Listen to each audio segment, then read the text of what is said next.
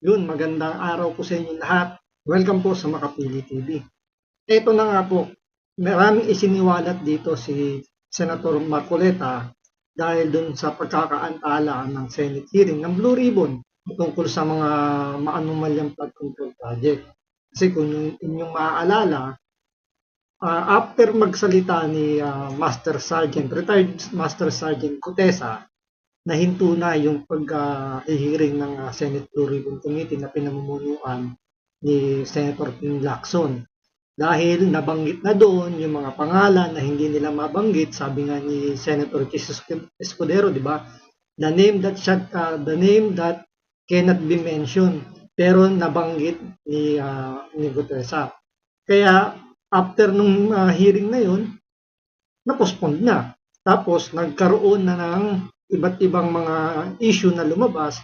Andyan yung mga delaying tactics na dinadivert nila yung mga issue tulad ng insertion, di ba? So inilabas ni Ping Lacson na almost lahat daw ng senador ay merong insertion doon sa pinaka corrupt na budget na pinirmahan ni Bongbong Marcos. So naging malaking issue yun. Kaya natabunan bigla yung issue nung pag-testify ni Gutesa. Ngayon, pagkatapos ng issue na ito, medyo humupa, doon naman naisingit yung panibagong issue na para ma-divert uli yung pag-hearing, yung kini-question nila, yung notaryo ng sworn statement ni Gutesa, na hindi naman dapat talaga pinagtatalunan yun, pero yun yung mas na-highlight dahil pinalalabas nila na nagsisinungaling daw itong si Gutesa, kaya yung kanyang credibility medyo naging questionable.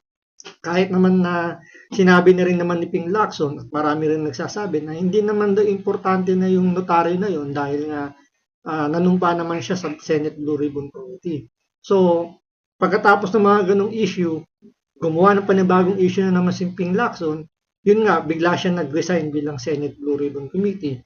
Kaya natigil na yung pag-iimbestiga. Kaya kung inyo mapapansin, di ba, ang dami na lumabas ng spekulasyon na tungkol kay Gutesa na may nangyari daw hindi maganda, na ambush daw, pati si Marcoleta na ambush din daw. Tapos parang pinalalabas pa nila nagsisinungaling si Gutesa dahil sinabi nga ni dating congressman na defensor na nandun nga daw sa custody ng Philippine Marine itong si Gutesa pero nalaman ni Lacson hindi naman daw. So ang daming lumabas na mga kung ano nung issue para i-discredit yung mga sinasabi ng mga personally ni Gutesa, di ba? So na-discredit na yung sinabi ng mga diskaya dahil ang binanggit niya doon mga congressman at nabanggit din yung pangalan ni Saldico at ni Martin Romualdez, na-discredit yun, hindi pinayagan ni Boying Remulla na maging witness. Ngayon, itong si Gutesa, dinidiscredit din yung kanyang mga kanyang salaysay sa pamamagitan naman ng kanyang notaryo.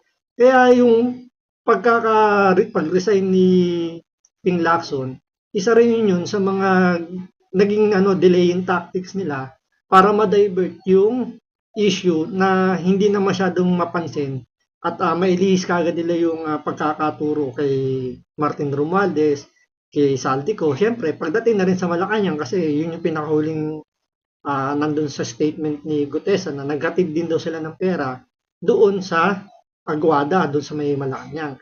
Kaya dito sa interview ni Marcoleta, dito sa On Point ng Billionaire News, dito may mga isiniwalat siya na mga naging dahilan kung bakit natigil yung hearing. Yung mga nabanggit doon ni Gutesa na 2 tao na posible, yun yung pinakamagiging susi para maidiin lalo si Martin Romualdez at si Saldico.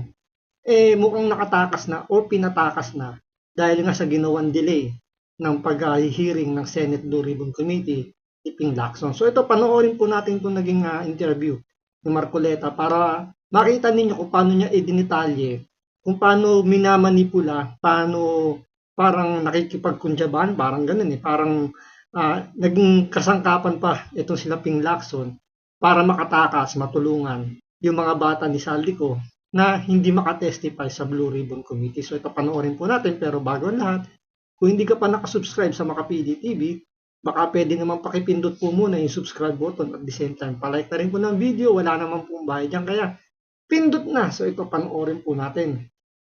Sanchez Rojas sitting in for Miss Pinky Webb. Tonight we ask the questions, we tackle the issues, and we clarify matters. And we get on point. Tapos natin konti Scandal next week. Among those expected to be invited, former Marine and Senator Rodante Marcoleta's surprise witness, Orly Gutesa, whose whereabouts and credibility are in question. Will he appear before the committee? And what else can we expect from the investigation? Let's get on point today with Senator Rodante Marcoleta. Hello, sir. Kumusta po? Okay naman, Miss Corina. Natuloy din po tayo. Natuloy din. Pinapangarap ko ito eh. Ganun po ba? Mas pangarap po kayo ng marami kasi mahirap po kayong mahagilap. Hindi naman. Are you by choice scarce from the media? Hindi naman. Hindi naman. Sa dami kasi ng inaatupag din. Oo. So ang resumption po ng Senate Blue Ribbon Committee ay kailan? Meron na po bang petsa? Nakikita ko lang sa social media. Parang November 14. November 14. Yes. Blue Ribbon Committee na po yon. Yes. Okay. Pero tentative pa yung November 14 kasi sabi ni Ping Lacson, i-check pa raw kung mababakante yung schedule na yun kasi parang meron yata naka-schedule. So ang pinaka sigurado daw kung hindi may bibigay yung November 14, November 17 yung magiging resumption ng hearing ng Senate Blue Ribbon Committee. Pero sana mapagbigyan yung November 14 kasi habang tumatagal yung hearing ng Senado, maraming nangyayaring hocus-pocus na yung mga dapat na imbitahan na pwede magturo kay Martin Romualdez at kay Saldico, kay Bongbong Marcos, mukhang isa-isa nang binubunot at tinatapon na sa ibang bansa para di makapagsalita. Okay. Ano po ang reaksyon po ninyo sa pagbabalik ni Senador Ping Lacson bilang head ng Committee on the Blue Ribbon Committee? Kung gusto niyang bumalik, wala namang mga kapigil sa kanya. Nagtaka nga ako kung bakit siya nag-resign.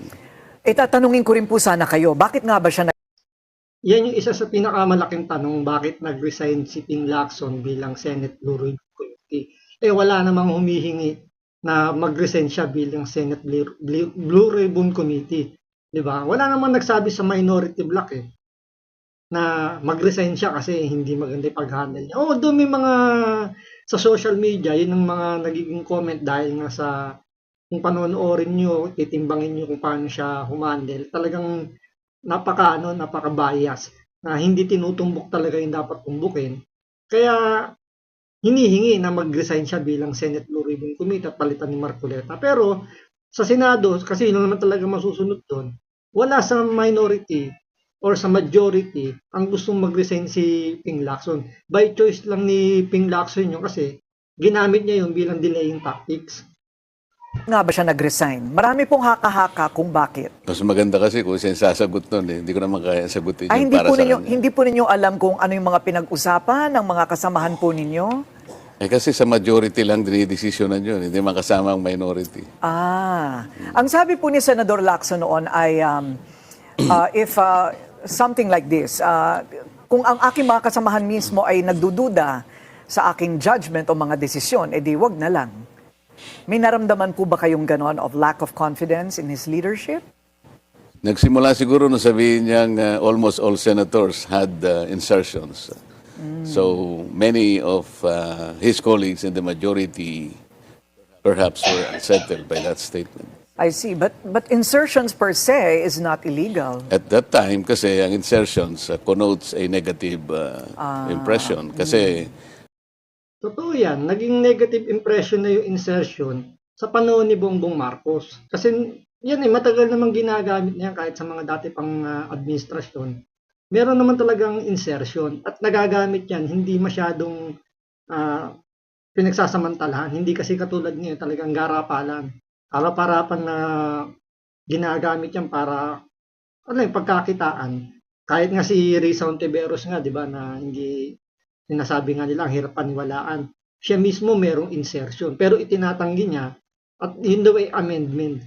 Yung ngayon naging issue, di ba, natakpan yung issue ng Senate Blue Ribbon Committee napunta dun sa insertion kasi sabi nila, kapag may majority ang nagpasok ng ganong sa budget, amendment yun.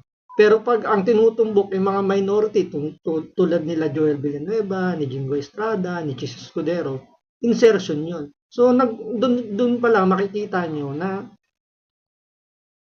nakadepende kung kanino mapupunta yung hindi magandang impression kapag nasa administration, amendment. Pero pag yun ay mga anti-administration, yung masamang pakinggan, insertion. Kaya nga, di ba, pagkatapos ng isang issue, maglalabas ng panibagong issue para matakpan yung issue ng flood control project. Nakita nyo naman related sa mga flood control projects, katakot-takot na insertions na kung gamitin pa yung ibang mga salita dyan, consolidation, amendments, pero iisa naman yung definition nun eh. Basta naglagay ka doon na originally wala sa NEP.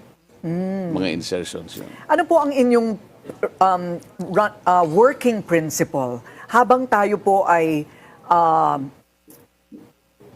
pumupunta po dito sa lugar kung saan lahat ay akusasyon bago ito mapatunayan? Nalulungkot ako.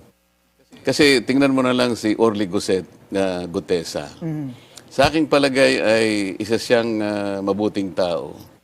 Sapagkat nakita ko sa kanya yung paninindigan niya. Orly Gutesa is very credible. He has nothing to gain here. He has everything to lose.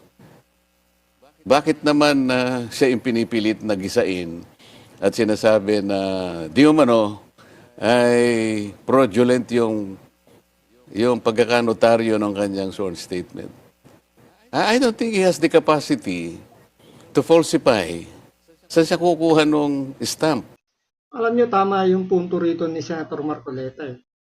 Wala naman makukuha si Gutesa eh, na kung yung pag-testify niya, wala naman siya makukuha talaga dyan.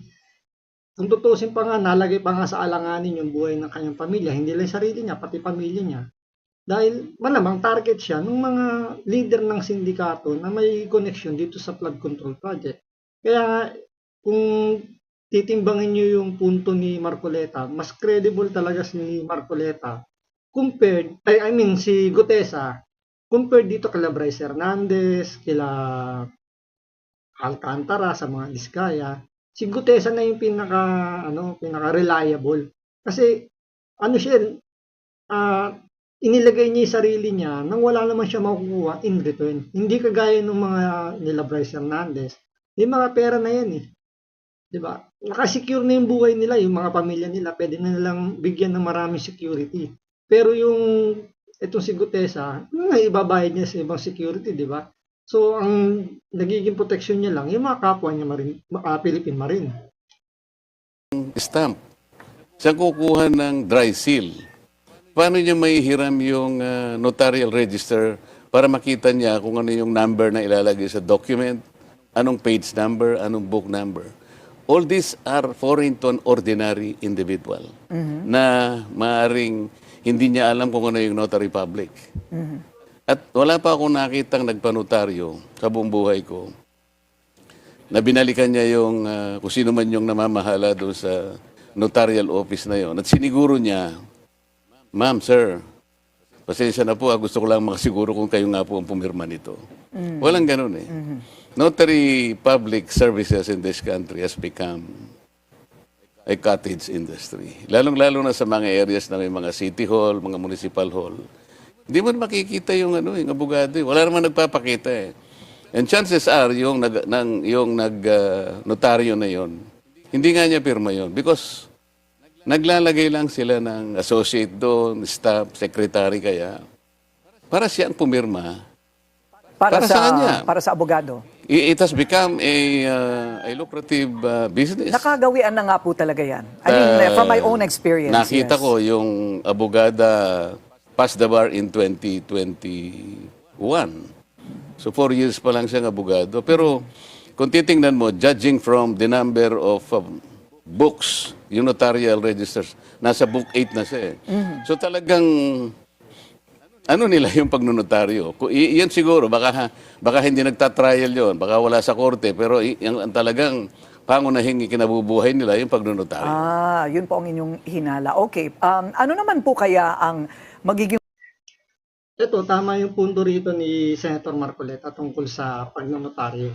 Kasi hindi ka naman magtatanong talaga dyan pagdating sa notaryo kung sino ba yung pumirma. Importante sa inyo, ang importante lang naman, yung manotaryo, yung affidavit na gusto mong panotaryo.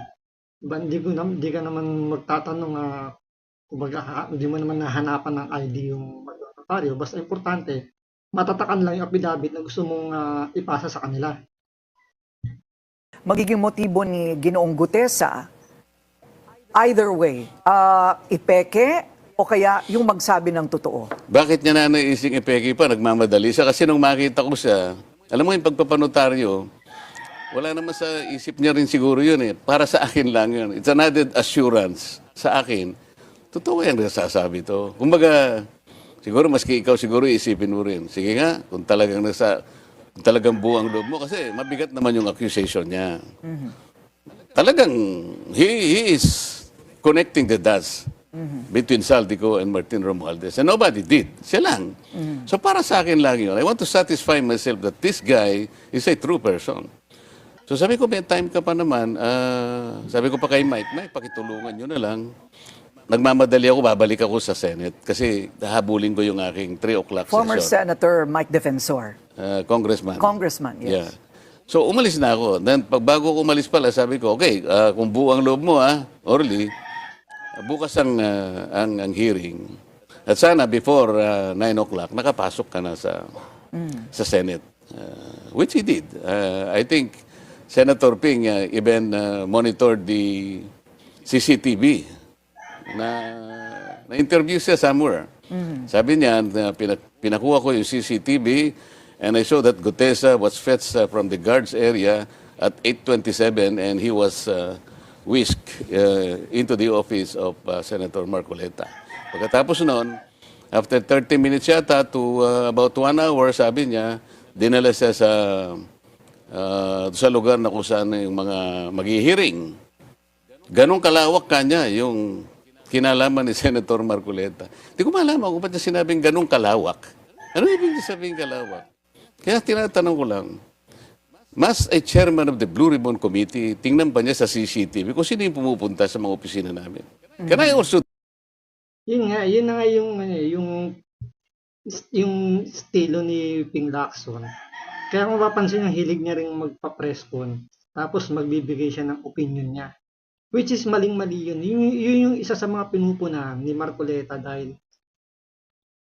ikaw yung chairman ng Senate Blue Ribbon Committee. Lahat ng bibitawan mong salita, kahit sabi mo opinion mo pa yan, lumalabas, parang yan yung nagiging committee report, parang gano'n. Yan na yung magiging, kumbaga nagsasalita na yung buong committee ng Blue Ribbon true sa'yo dahil ikaw nga yung chairman. So kahit opinion mo pa yan, ang nangyayari, nagiging parang yun na yung pinaka yung conclusion nila doon sa ginagawang hearing. At the same time, ang hilig niya pa rin magbigay ng ganyang mga, parang pinupulayan niya, yun na nga nangyayari. Kasi kung ano nga naman, isipin mo, bakit kailangan mo pang i-check through CCTV kung totoo yung sinasabi ni Marcoleta, which is kung titingnan mo, tama lang naman yung ginawa ni Ping Lacson. Dahil siyempre, baka nga naman, ito gawa-gawa lang ni Marcoleta yung testigo niya na si Gutesa. Pero yung i-broadcast mo pa para sabing kinek mo yung baga, ang nangyayari kasi bago magpaliwanag si Ping Lacson, nauna nang sinabi ni Marcoleta na kinek o ini-spy siya ni Ping Lacson.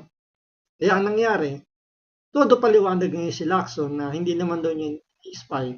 Bine-verify niya na kung totoo talagang dumating si Gutesa. Pero, ang tingin ngayon ng mga nanonood, yung nag-aabang dito sa hearing na to, pakawala ni Defensor at ni Marcoleta itong si Gutesa. Di ba? Can I also do the same to him? Like, I want to see on a daily basis who are the people, who are the personages coming to his office. Baka hindi rin niya na mabutihin. So you took offense. I took offense because I Yes. don't think this is the job of a senator.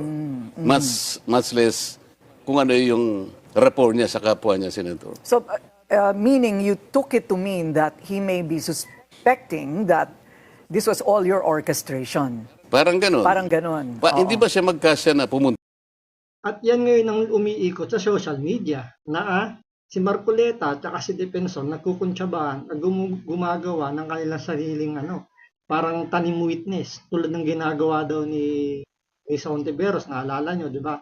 Biglang kumanta yung witness ni Hontiveros, biglang bumaliktad na siya ibinayaran lang daw ni Hontiveros para doon ikanta o idiin si Apollo Kibuloy, si Pastor Kibuloy.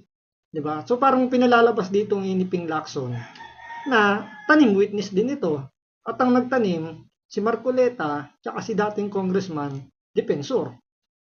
siya na pumunta na lang yung tao? Why would he look into the CCTV? Well, at that time, you were the Blue Ribbon Committee chairman. He was already. He was already. Hindi, out na ako. So, palagay po ninyo Hindi bakit... lamang yun eh. May nagsabi pa sa akin na tinignan din nila yung CCTV doon sa Seascape. Isang Chinese resto na nandun yung Golden China. Kasi sinabi ko, before I presented Gutesa, kinwento ko yung antecedents. So sabi ko, tinagpo ko siya para malaman ko talaga, nagmamadali ako. So tinignan nila siguro yung time frame. Parang tumama yata yung time frame dahil hindi man ako talaga nagtagal. So mukhang hindi nila ipipresent yung Seascape. Because napansin nila, tama na, nagpunta siya tapos bumalik din. Okay, just to summarize so far, ito pong nangyari sa pagnonotaryo ay teknikalidad at gawain na talaga.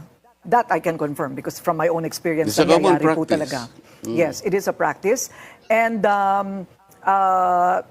parang walang basihan ang sinasabi nila na kayo po ang nagpakana ng buo at nag-choreograph ng buong Gutesa episode. Hindi lamang iyon, dapat mag-umpisa doon sa anong motivation. Ikaw na rin ang nagsabi, anong motivation naman ni Gutesa? Nagmamadali, mag-iimbento siya ng estampad ng notarial details ng abogada. Nanghiram siya ng dry seal.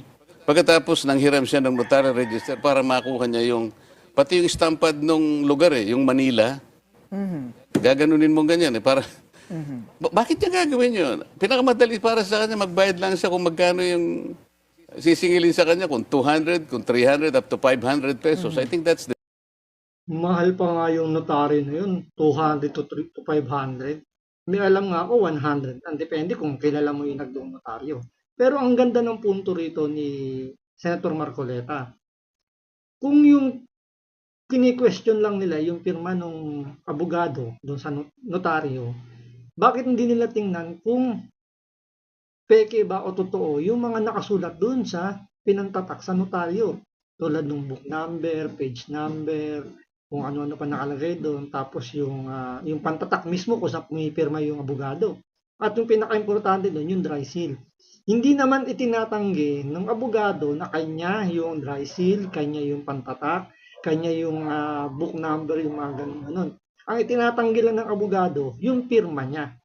'Di ba? So napakadali, sabi nga ni Marcoleta, bakit pa mag-exert ng effort itong si Gutesa na kuhanin yung mga paraphernalia ng abogado. Kung pwede naman siya magbayad, pwede na ngang sponsoran na lang ni Defensor kung talagang sila yung may gawa nung notary na yun.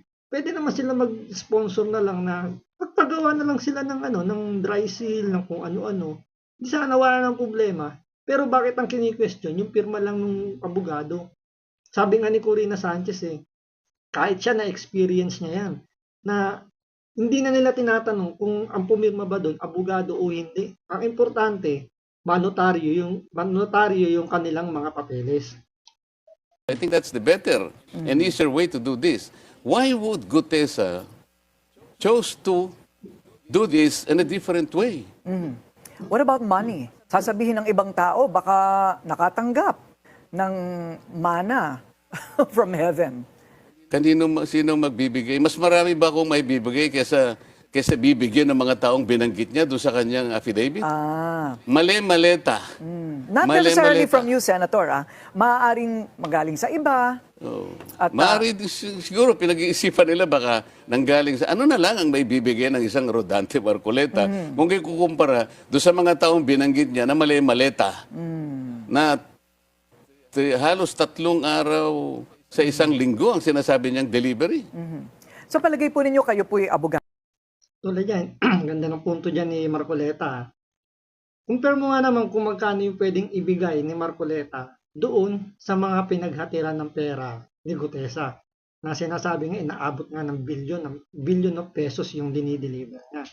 So, kayang triplehin kahit pang 5 beses pa yung dami ng pera pwedeng ibayad nung pinagdeliveran na binabanggit ni Gutesa. I-recant niya lang lahat ng mga sinabi niya sa Senate Blue Ribbon Committee at mabubuhay na ng marangya, ng magarbo yung kanyang pamilya kung sasang-ayon siya doon sa yung pinagdeliveran niya ng malay-maletang pera. Kaya nga yung sinasabi nila na pwedeng binayaran daw ni Marcoleta o ni Defensor itong si Gutesa. Kung binayaran man, magkano lang? Malamang barya lang yung kumpara doon kila Saldico tsaka kay Martin Romualdez na yung cash na deliver billion. Pwede nga bayaran ng 1 billion na itong si Gutesa para lang i-recant niya yung kanyang sworn statement kumpara sa ibibigay ni Marcoleta tsaka ni Defensor. Kayo po'y abogado rin, ano? Ano po ang maaaring gamitin na corroborating circumstances or testimony? So yun, hintayin natin, magkakaroon na raw ng meeting, ng Senate Blue Ribbon Committee sa darating na November 14 or 17. Tingnan natin kung mapapatawag itong si Gutesa at kung ilalabas ni Ping Lacson kasi sabi niya meron daw siyang secret witness na ilalabas sa susunod na Senate Blue Ribbon Committee hearing. So antayin natin yan. So maraming salamat po sa panonood. Ingat po kayo lagi. God bless.